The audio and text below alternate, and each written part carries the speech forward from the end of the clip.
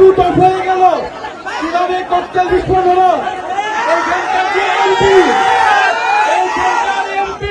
সে কি করে, সে কি নিরাপত্তা নিশ্চিত করেছে এলাকাবাসী, তাদের জীবন চলে রাজপথ থেকে আমাদেরকে সরাতে পারবে না। আজকের এই ককটেল বিস্ফোরণ, বোমা বিস্ফোরণ প্রশাসনের সহায়তায় হয়েছে।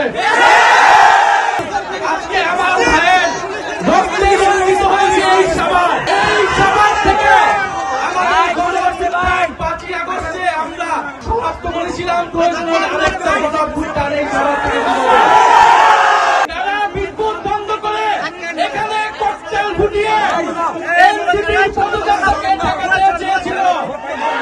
আমরা বলবো স্পষ্টভাবে প্রশাসনের গাফিলতি, প্রশাসনের সহায়তায় আজকের এই পদযাত্রাকে এখানে ককটেল বিস্ফোরণ করা হয়েছে। আমরা এই সরকারকে, এই স্বরাষ্ট্রমন্ত্রীকে হুঁশিয়ার বলতে চাই, প্রধানমন্ত্রী বলতে চাই, খেলতে চান, রক্ত নিয়ে খেলা হবে। আমার ভাইয়ের রক্তে রঞ্জিত হয়েছে সবাই।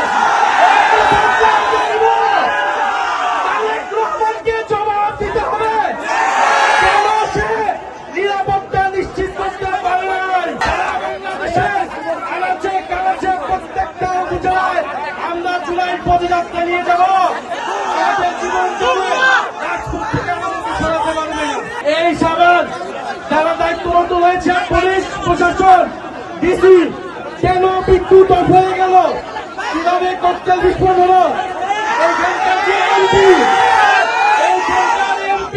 সে কি করে, সে কি নিরাপত্তা নিশ্চিত করেছে এলাকাবাসী,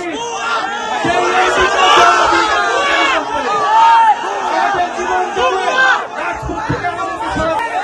আজকে আমাদের এখান থেকে আমাদের কয়েকজন ভাই গুরুতর আহত হয়েছে।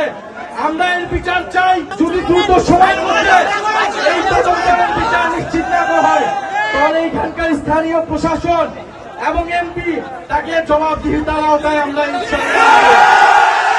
পদযাত্রা চলমান থাকবে। যত ভয়, ভীতি, বোমাবাজি, ককটেল সবকিছুকে উপেক্ষা করে আমাদের পদযাত্রা চলমান থাকবে। আজকের এই ককটেল বিস্ফোরণ, বোমা বিস্ফোরণ প্রশাসনের সহায়তায় হয়েছে। কেন বিদ্যুৎ বন্ধ করে দেওয়া হয়েছিল, কেন বিদ্যুৎ বন্ধ করে দিয়েছিল, স্পষ্টভাবে আমাদেরকে খুন করার পরিকল্পনায় এখানে বোমা বিস্ফোরণ করা হয়েছে। আমরা বিচার চাই, কোন সন্ত্রাসীর ঠিকানা এই সাভারে হবে না।